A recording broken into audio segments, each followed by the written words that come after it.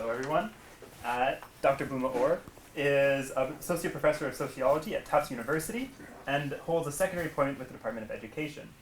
He is a faculty affiliate of the American Studies and the Women's, Gender, and Sexuality Studies program, and is a senior co-chair on the board of directors for the Boston Consortium for Graduate Studies in Gender, Culture, Women, and Sexuality.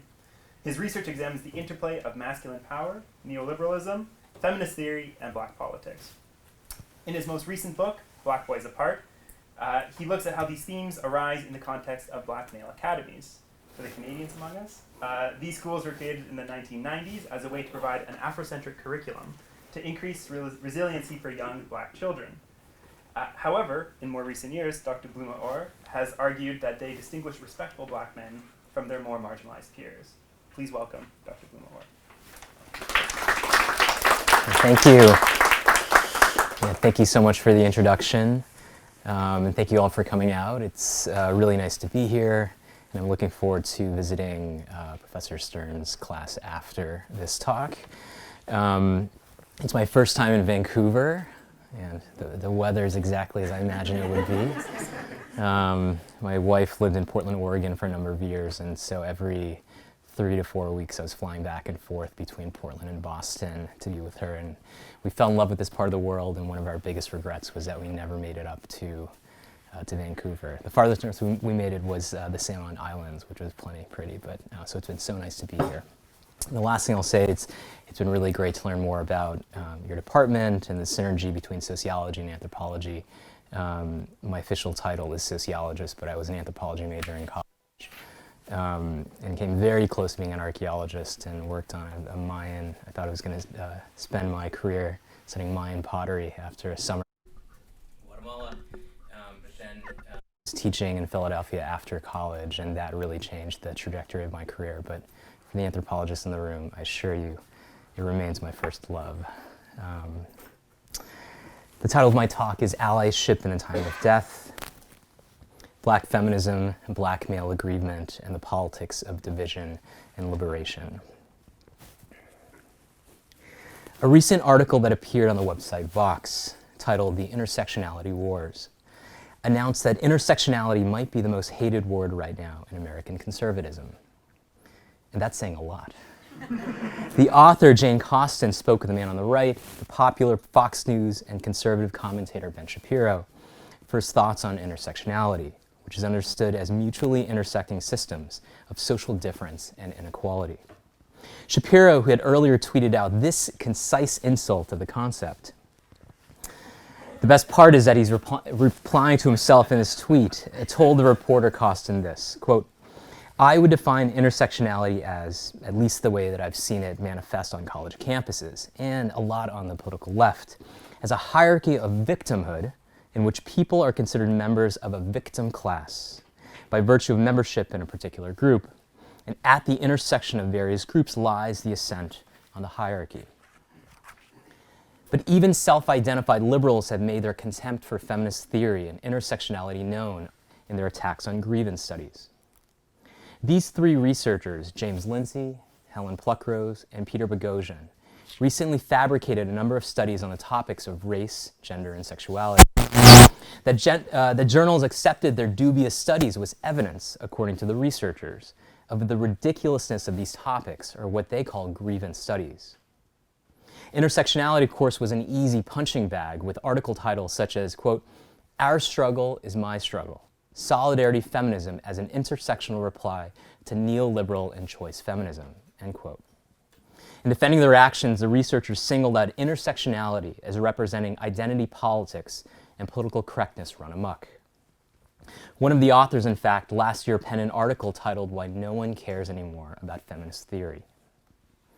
But perhaps the strangest of these strange bedfellows is the new Black Masculinities, an emergent framework that includes Black masculinism in African American studies and Black male studies in philosophy. The new Black Masculinities seeks to elucidate the suffering and death of Black men and boys.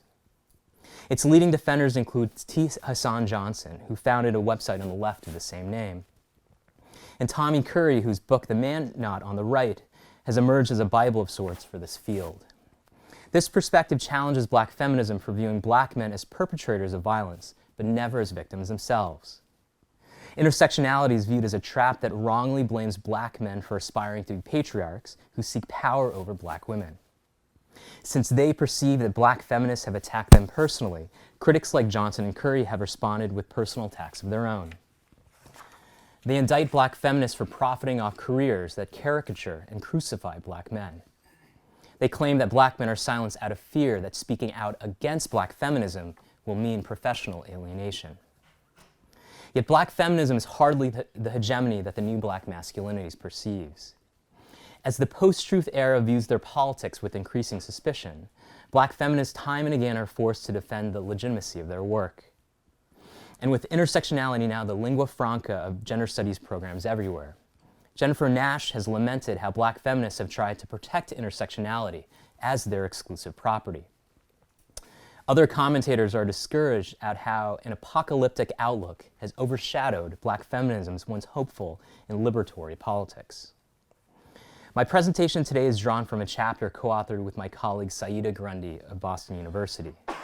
It's appearing in the forthcoming volume Black Feminist Sociology, edited by Whitney Pirtle and Zakia Luna, but our chapter remains a work in progress, and so I welcome your questions and comments. With Black feminism on its heels, we ask, what explains this antipathy towards Black feminism and the strange career of intersectionality? And finally, how do we chart a path forward? As two avowed Black feminist sociologists who study Black manhood, we rebuff the notion that supporting the very real cause of struggling Black men and boys obliges us to reject Black feminism.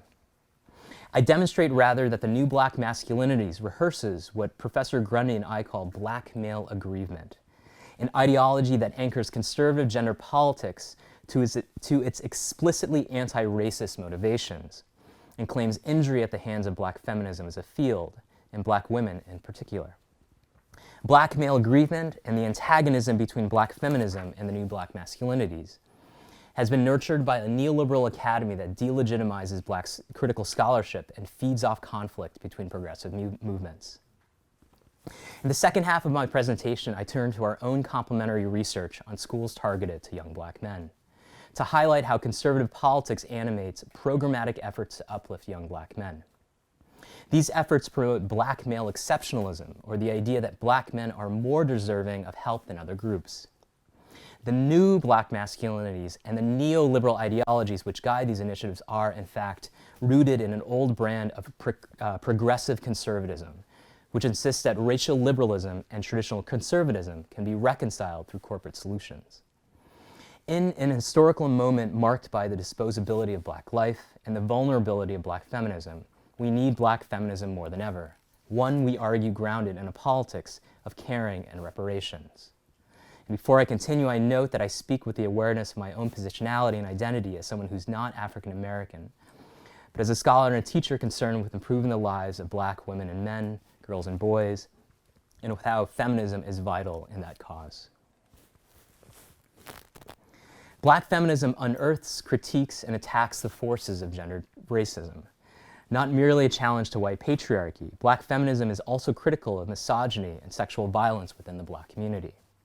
Inaugural theorizing of intersectionality demonstrated how legal narratives in the US obfuscate sexual violence against Black women when they advance a lynching trope or historical racial violence which assumes a Black male victim, or they advance a rape trope or historical sexual violence which assumes a white female victim. Black women historically have been pressured to choose racial solidarity over their own needs. Attempts to call out sexism and sexual violence within the Black community have historically been met with silencing tactics in order to, quote, not bring a good brother down. My co-author Saida Grundy addresses this very topic in this article, which was published earlier this year in The Atlantic. Grundy asks why Black women would support the singer R. Kelly, who has been accused of being a sexual predator. Black feminism has been described as thriving, dying, and on the defensive. Popular memoirs by Black women, including the New York Times bestseller Bad Feminist by Roxane Gay, and Tressie McMillan Cotton's book Thick, the two books on the left, have helped sustain public interest in Black feminism, while exposing rifts between a perceived bourgeois academic feminism and its grassroots politics. This expanded interest in Black feminism has been met with strong resistance to intersectionality, the tradition's most wide-reaching and influential contribution. Detractors view it as a dressed-up version of identity politics where marginalized groups often claim victimhood in a pitiful display. Conservatives regard it as dangerous to claim that oppressed groups do, in fact, experience multiple forms of oppression. And some white critics view it as a form of white bashing and reverse discrimination. Even still, Black feminism remains a minority discourse that constantly needs to justify its worth. Black feminism has become increasingly vulnerable in the face of the Trump administration's relentless attack on higher education. And as faculty positions become more scarce in our age of austerity, academics of all stripes claim the mantle of objective science to dismiss Black feminism as unscientific research. Over 30 years ago, Hazel Carby worried that demands for legitimacy had made Black feminism appear overwhelmingly defensive. Most recently, Jennifer Nash, in her book Black Feminism Imagined, here second from the right, has shared the same sentiment. Nash has also found regrettable how Black feminists have made a proprietary claim to intersectionality, policing the concept, as she sees it, in a manner that divides Black women from other feminist scholars of color. With Black feminism at a crossroads, some, like Brittany Cooper, in her memoir on the far right, wonders if Black feminism has a future at all. The seeming demise of Black feminism comes amid the increasing precariousness of Black women's lives, who, for example, experience disproportionately poor health outcomes and face high maternal mortality rates. According to the Center for Disease Control and Prevention, Black women in the U.S. suffer 3 times as many pregnancy-related deaths than white women. With Black feminism on the defensive, the advocates of the new Black masculinities have come out swinging. Black feminism, in this view, is seen as a roadblock to a truly critical study of Black masculinity. The backers of the new Black masculinities allege that while Black feminism claims in theory to account for Black men, gender is instead taken to be synonymous with women. Therefore, actually existing intersectional accounts prioritize Black women's experiences and demean Black men and boys, who are viewed as aspiring white patriarchs. Under the rubric of Black feminism, Black men and boys are assailants and never victims of gendered racism and sexual violence. These proponents accuse the Academy of legitimizing theories of Black men rooted in what is actually racist misandry, or a fear and hatred of Black men. I acknowledge the good intentions behind the new Black masculinities. Surely we can do more to understand and respond to the suffering and death of Black men and boys. This framework addresses difficult topics such as an overlooked history of how Black men in the U.S. have been victims of sexual assault, often at the hands of white women. But Professor Grundy and I are concerned with the larger implications. While the new Black masculinities is new in name, it relies on an old formula, a progressive anti-racist agenda anchored in an anti-feminist conservative gender politics and often a conservative class politics, or what we call Black male aggrievement. Here, the legal roots of aggrievement help to underscore how advocates of the new Black masculinities make a claim to injury at the hands of Black feminism and Black women scholars. Instead of rejecting intersectionality, however, we argue that this ideology repackages it as a framework that is anti-racist but patriarchal. By trading feminism for anti-racism, the new Black masculinities ultimately views power as a two-dimensional field. It is marred by a zero-sum seesaw logic where Black men must be down and Black women are up. The new Black masculinities resorts to a kind of basic accounting of disadvantage. For example, in his critique of Black feminism, T. Hassan Johnson reduces all social measures to privilege, which results in awkward phrasings such as rape and domestic violence privilege, and creates graphs comparing Black male privileges to Black female privileges, which obscures the forces of patriarchal whiteness which produce those disadvantages. This comparison flattens the impact of those structures, ideologies, and policies that advantage whites over others. In this representative table, Johnson rejects the notion of Black male privilege not by accounting for the myriad ways that Black men are disadvantaged compared to their white peers, but by enumerating ad nauseum the specific advantages Black men and Black women have over one another. With its narrow focus on privilege, the new Black Masculinities overlooks the historical record showing how patriarchal assumptions and institutions still dominate Black civil and political society. The seesaw logic of the new Black Masculinities posits a Black male exceptionalism, or the claim that, in the words of Paul Butler, quote, by almost every index of inequality, Black males are on the bottom, end quote. For instance, Tommy Curry, a leading figure in Black male studies, writes that the neglect of Black men and boys in gender studies is a form of racial chauvinism, and that his book, The Man Not, dares to show how in many cases Black men are more disadvantaged than Black women. As he writes, quote, in our current political disciplinary milieu, patriarchy is thought to direct its violence primarily towards women through misogyny, despite the historical and sociological findings that show Western patriarchy to be a structural system that directs its most lethal violence against racialized outgroup males while preserving the lives of females through paternalism, end quote. While Curry acknowledges white patriarchy as a structural system, his framing creates an uncomfortable situation where readers are asked to choose the side of Black men by virtue of the degree of mortal violence enacted on them. Much in the same way that Johnson in the previous slide characterizes Black women as more privileged than Black men under a system of white patriarchy, Curry here awkwardly implies that the lives of Black women are more preserved than those of Black men and therefore suffer less than Black men. The new Black Masculinities replaces Black feminism with questionable theories. The various threads of the new Black Masculinities have found a guiding light in the sociologist Robert Staples, the main progenitor of the original Black masculinity studies of the 1970s. According to Curry, Staples' research demonstrates that Black men have different expectations of manhood than do white men. Yet Staples' own writing betrays Curry's assertion, and gender theorists have largely dismissed the work of Staples for its blatant sexism. For instance, Staples has argued that middle-class Black men screen out strong Black women as partners because they prefer more feminine and therefore submissive women. He's called it the, quote, masculine perquisite of Black men to desert female partners who are decision makers in the home. Throughout his writing, Staples' contempt for Black women is on display. For example, Staples has claimed that the best and brightest of all Black men normally do not marry Black women. The new Black Masculinities is also deeply heteronormative. As T. Hassan Johnson claims, intersectionality is popular mostly because of the relative lack of Black men in higher education.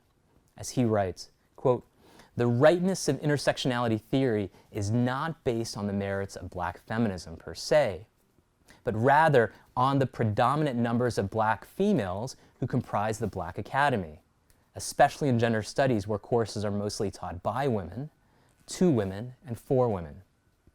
In another example of Johnson's seesaw logic, Black feminism would be less popular and considered less accurate if there were simply greater numbers of Black men in the Academy. Yet Johnson overlooks several realities.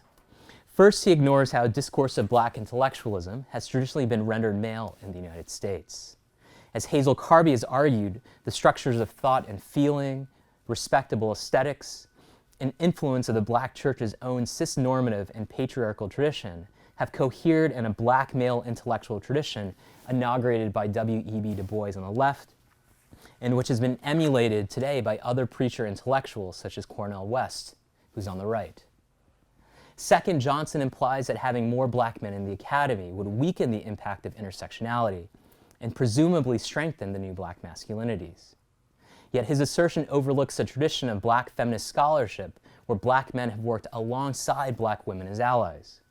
In this tradition, Black men and women work together to confront how Black men equate strength with patriarchal domination, but often in ways that harm both women and men. Third, it's revealing that the male proponents of the new Black masculinities have mainly criticized Black women and not other male scholars. And last, this heteronormativity of the new Black masculinities further reveals itself when we account for how Black feminism has long been an intellectual and political base for queer Black scholarship and politics. In this time of Black suffering and death, Black feminist sociology can reorient thinking about the purpose and potential of intersectionality. Intersectionality can help us to understand the specificity of gendered racism for each group under white patriarchy and how violence suffered by black men and black women are connected. We should embrace intersectionality, in the words of Rose Brewer, as a recreative framework that can help repair the damaged relationship between black feminism and the new black masculinities. As Audre Lorde, seen here, writes, quote, "We cannot afford to do our enemies' work by destroying each other," end quote. I therefore here encourage less an epistemological view of intersectionality, which highlights the particular standpoints of black men and women, and more a systemic view of intersectionality, in which mutually dependent forces of oppression divide potential allies in the service of hegemony. It's not surprising that black feminism and the new black masculinities are at odds today when higher education is under attack from a cruel brand of neoliberalism. The neoliberal university relishes tension between black feminist scholars and defenders of the new black masculinities. It can absolve itself of any responsibility to resolve conflict, knowing that losses in courses, departments, and programs, and the faculty who staff them can be chalked up to necessary downsizing and cost-cutting. As resources dry up, institutions have invested in technological fields, which themselves are disproportionately white, and sleek facilities in order to attract investors, making structural spending less of a priority.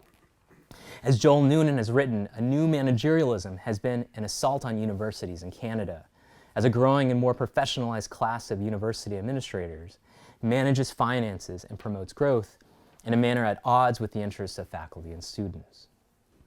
Neoliberal ideologies built on divisiveness, competition over scarce resources, and a post-race and post-feminist worldview have fed the gender-conservative, cis-normative, and zero-sum politics of black male aggrievement. The new black masculinities, therefore, has been seduced by the neoliberal project.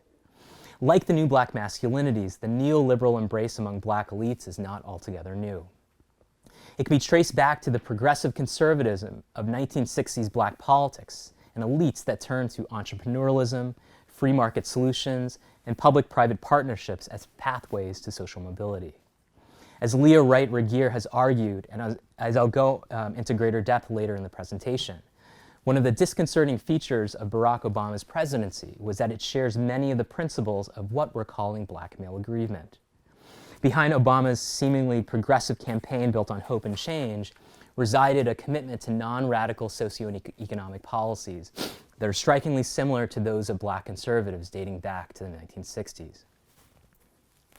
While intersectionality can help sift through the wreckage of neoliberalism, gender studies courses are increasingly on the chopping block just as they're needed the most. This is a global phenomenon. The assault on intellectual elites in the US is tied to a larger far-right antagonism towards gender studies across Europe, in places such as Italy, Sweden, and most notably Hungary, where recently gender studies programs were abolished altogether. In this image from this past March, women in Italy protest outside the meeting of the World Congress of Families, a Christian right organization that has been hostile to feminism and the rights of LGBT persons. Back in the United States, black men and women remain sorely underrepresented in higher education. In 2017, black students made up only 5.4% of the nearly 55,000 PhDs awarded in the US. In many fields, not a single doctorate went to a black student.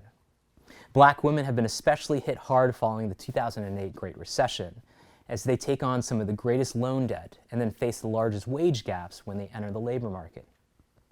One of the unfortunate consequences of the small numbers of black students and faculty on campuses is that the work of theorizing whiteness and masculinity remains largely in the hands of white scholars, whose exclusionary practices include squeezing out the contributions of non-white researchers. Meanwhile, a black feminist pedagogy based on collaboration, caring, and communion faces a growing threat from the neoliberal university's bare pedagogy, in the words of Henry Giroux, one premised on isolation and competition. And still largely shut out from more secure tenure-track positions, scholars of color have flooded the expanding class of precariously situated contingent faculty. Neoliberalism's common-sense ideologies have spread to every level and corner of U.S. education. In an era of privatization, a number of odd bedfellows, corporations and faith-based organizations, politicians across the political divide, compete for opportunities to solve the crisis of young black men. Like the theories on which the new black masculinities relies, these efforts reinforce class and gender divisions as they promote a more explicitly anti-racist agenda. In the remainder of my presentation, I present this through an analysis of the federal initiative My Brother's Keeper and discuss how this effort at black male uplift resonates in our respective scholarship on black male institutions, my research on all-male public schools, and Saida Grundy's study of Morehouse College.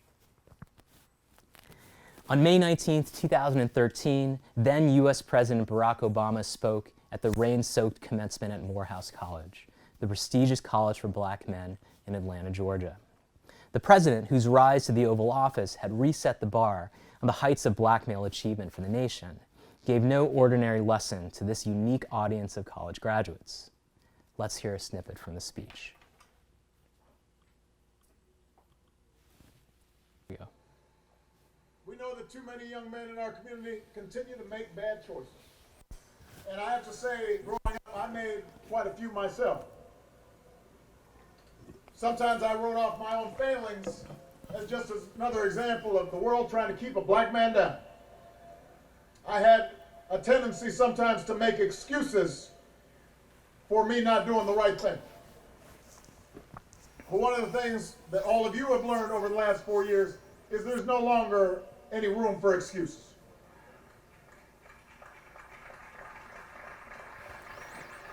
I understand there's a common fraternity creed here at Morehouse. Excuses are tools of the incompetent used to build bridges to nowhere and monuments of nothingness. Well, we've got no time for excuses. Not because the bitter legacy of slavery and segregation have vanished entirely, they have not. Not because racism and discrimination no longer exist. We know those are still out there. It's just that in today's hyper-connected, hyper-competitive world with millions of young people from China and India and Brazil, many of whom started with a whole lot less than all of you did, all of them entering the global workforce alongside you, nobody is going to give you anything that you have not earned. Nobody cares how tough your upbringing was. Nobody cares if you suffered some discrimination. And moreover, you have to remember that whatever you've gone through, it pales in comparison to the hardships previous generations endured, and they overcame them. And if they overcame them, you can overcome them too.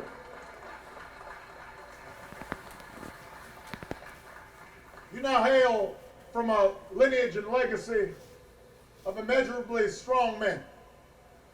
Men who bore tremendous burdens and still laid the stones for the path on which we now walk.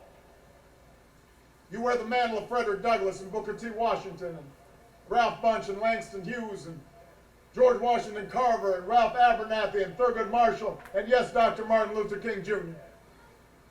These men were many things to many people, and they knew full well the role that racism played in their lives. But when it came to their own accomplishments and sense of purpose, they had no time for excuses. Every one of you have a grandma or an uncle or a parent who's told you that at some point in life, as an African American, you have to work twice as hard as anyone else if you want to get by. I think President Mays put it even better. He said, whatever you do, strive to do it so well that no man living and no man dead and no man yet to be born can do it any better.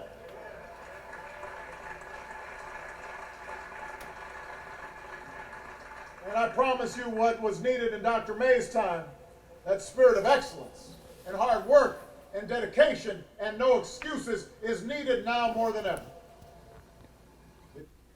Okay, we'll stop there.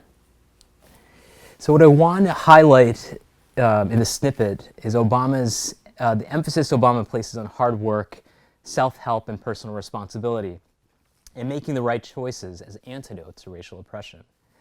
He places a tremendous burden on the black men before him to choose not to make excuses, because if their ancestors overcame hardships, then the Morehouse men had no choice but to do the same. This, of course, ignores how many of their ancestors likely tried plenty hard but still could do little to overcome structural racism and structural violence.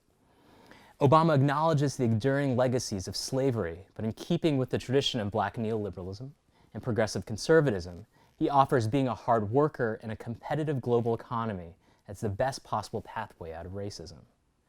While Obama's rise to the presidency was viewed as a beam of hope amid the 2008 Great Recession, neoliberal factions on both the left and the right forced the Obama administration to become more conservative over time.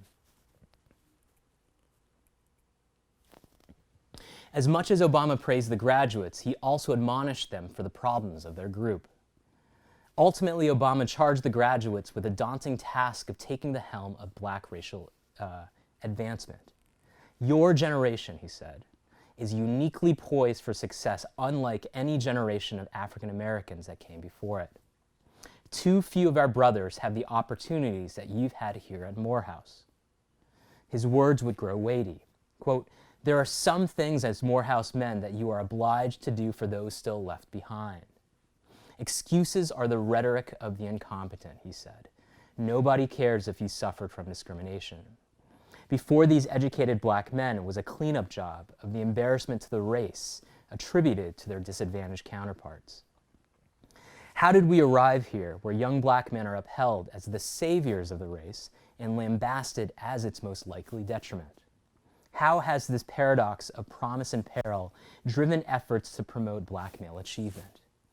Professor Burney's scholarship and my own have critiqued both the masculinist constructions of young black men's problems and how responses to these supposed problems expose how intersectionality has been repurposed to oddly anti-feminist ends.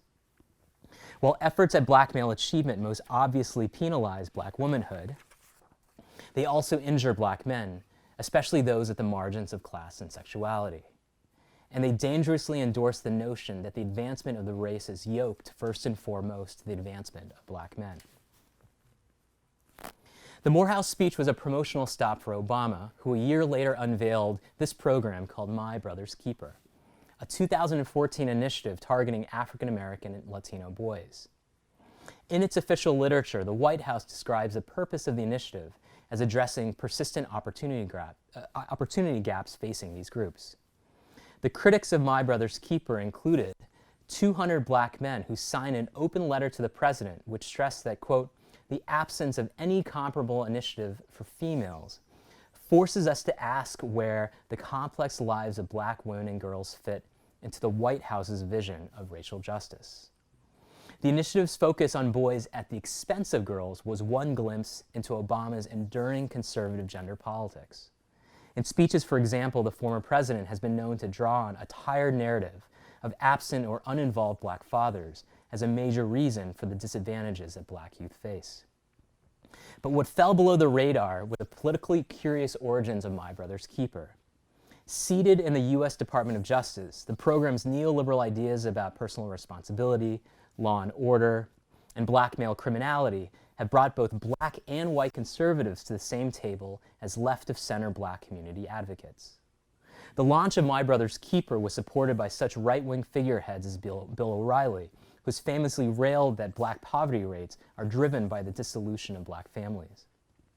The organization's advisory board is littered with business executives and private sector conglomerates, such as Prudential and Deloitte, and in that way mirrors many public schools today. Still, the corporatization of black community-based initiatives has been met with enthusiasm. As an example of social justice capitalism, privatization has helped relieve community angst over what to do with black boys. A curious coalition has formed around black boys in which black community leaders and white neoliberal conservatives believe that corporate debts to black communities is a form of economic justice, and the congruent ideology that private sector action is more effective for black Americans than big government social welfare programs. My Brother's Keeper is an exemplar of what Michael Dumas has called neoliberal governmentality, where big business innovations are offered as a way to fix the perceived character flaws of black male youth. The same has been forged on the grounds of all-male public schools targeting black boys. When the city of Chicago, Illinois rolled out its own citywide My Brother's Keeper initiative in 2015, leading the way was Tim King, the CEO and co-founder of Urban Prep Academies, the most well-known of these schools. Pictured here are some of the young men from this academy. In the early 1990s, efforts to open these schools in places like Milwaukee and Detroit stalled for one important reason. Courts ruled they were unlawful because there were no attempts to create similar schools for black girls. The efforts thus promoted the idea of black male exceptionalism. Today's era of school privatization, however, has breathed new life into these academies by defending them as one possible option among many for black families. The embrace of expanded choice as a solution to inequalities has attracted a number of strange bedfellows. The proponents for these schools include the left-leaning Open Society Foundation, which backs anti-racist criminal justice reform, and the conservative Walton Family Foundation, a pro-choice and affirmative action opponent. Such proponents have argued that black-white achievement gaps require a radical intervention in the schooling of black boys, despite feminist detractors citing that the performance gap between white and black girls is actually wider than that between white and black boys. Like My Brother's Keeper, black male academies have garnered conservative support by falling in step with foundational right-of-center ideologies about ending state-run schools and diminishing the power of teachers' unions. In bringing together liberals and conservatives in these ways, these black male academies hit, in the words of Kimberly Crenshaw, quote, a political sweet spot among populations that both love and fear them. The institutional cultures of black male achievement are just as paradoxically a mashup of racial advancement ideologies and conservative practices about behavioral modeling, discipline, and morality. I demonstrate this in my book, Black Boys Apart, a year-long ethnographic study of two such black male academies in a large city on the East Coast of the US. Following the state takeover of the public school system, one of these schools, Northside Academy, which is a pseudonym, assembled a board of trustees featuring many of the city's elite, which secured large funds that were unfathomable to most public schools. The school also embraced its own version of progressive conservatism and cultivated a sense of tradition in the form of mandatory Latin curricula and a strict uniform of blazers and ties to show that their gentlemanly students possess the disciplined minds and bodies to distinguish them from their more disadvantaged and unworthy peers. Northside Academy drew on many of the principles behind My Brother's Keeper, and in doing so gave a contemporary spin to rather old ideologies. Northside rehearsed a form of respectability politics, first introduced by black elites and black church leaders following the end of slavery, which demanded the cultivation of character behaviors such as strict obedience, thriftiness, and proper manners as a way of earning the acceptance of mainstream white America. These politics have intensified with the emergence of a character education industry over the past 15 years. This industry promotes the idea that in order to be successful, poor youth should cultivate non-cognitive skills such as perseverance, optimism, and self-confidence. In both the US and Canada, this now lucrative industry has been led by psychologists. Angela Duckworth is considered the pioneer of this movement in the US, and her research has been taken up in schools such as KIPP, a popular charter school network which quantifies student character, including attributes such as zest and self-control, and administers a report card in the center. All across Canada, including at this secondary school pictured on the right in Abbotsford, schools have implemented the character curriculum manufactured by psychologists at MeritCorps, a Calgary-based consulting firm. Students at these schools are also given character grades on their report cards. Ontario started mandating character education in its schools 13 years ago, a move that coincided with increasing concern that minority and Indigenous students were lagging behind academically. But I want to highlight two things here. First is that we should be concerned with how public schools are more likely to implement research by psychologists. Second is the more alarming development of how, under neoliberal education, grit and character skills are embraced as risk and responsibility are transferred from institutions to individuals. Canadian educational researchers have also found that character education supports an assimilationist conception of social cohesion under the rubric of shared national values, which does little to challenge existing power structures. Much of the cultural curricula and character education for black male high schools were inspired by Morehouse College. In this picture, students at a black male academy in Washington, D.C. link arms and form a circle around their older brothers or mentors from Morehouse, who form a smaller inner circle at the center of the room. In her forthcoming book, Manhood Within the Margins, The Paradoxes of Making Masculinity at the Historically Black College for Men, my co-author Saida Grundy shows how a culture of black male respectability at Morehouse narrowly constructs racial leadership within a promotion of neoliberal individualism. Grundy's interviews with graduates revealed that racial leadership was most often understood as a default status of individual accomplishment, buttressed by masculinist ideals of ambition, personal responsibility, and individual merit. When asked how Morehouse men improved conditions for black men writ large, one of her respondents replied, quote, "The beginning of improving black communities is not to be a black man whose condition need be improved. Our broader responsibility is not only to be examples to the community, but to empower people to do that in their own communities," end quote. This promotion of neoliberal ideologies within notions of leadership lent themselves easily to prioritizing individual pathways to upward mobility. Business administration has long been the most popular major at Morehouse, and a culture of corporatization permeates student life and curricula beyond those interested in business careers. Similarly, the high school boys in my book were groomed to be leaders of industry, or what I call ambitious entrepreneurs. Mandatory courses in business etiquette teach the Morehouse men to tie Windsor knots, give firm handshakes, and recognize shrimp forks in preparation for interviews with highly coveted Wall Street firms. The years of abiding by black male respectability practices are finally met with the reward of being placed in view of recruiters seeking politically palatable and well-groomed employees. Corporate careers become the capstone in the schooling of black male achievement. That several of their classmates advanced from Morehouse onto lucrative careers in banking and finance was pointed to as proof of Morehouse's contribution to the black community leadership. In this thinking, the involvement of black men in corporate leadership produces trickle-down race betterment, where black men steer capitalist enterprises towards anti-racist ends. Like a sequel to the embossed blazers and motivational messaging of the black male high schools in my own research, a culture of respectability defined the Morehouse milieu. These institutions double down on character education as the necessary effort against a belief that black men face additional barriers to mobility. There is, however, an irony that the desirability of Morehouse-educated employees is credited to personal responsibility and free market ideologies, when policies such as the 1964 Civil Rights Act set in motion the affirmative action hiring practices of the 1970s and beyond. It was the federal government's concession to black activists, not the desirability for black job candidates, that set the anti-discrimination clauses in which employers sought to protect themselves against discrimination charges by hiring enough minorities to counteract any statistical charges of racial imbalance. Of all the perverse political contortions of black male achievement initiatives, perhaps the most glaring is the credit given to free markets as the most effective path to racial gains, when a history of black social justice and legislation belies any such belief.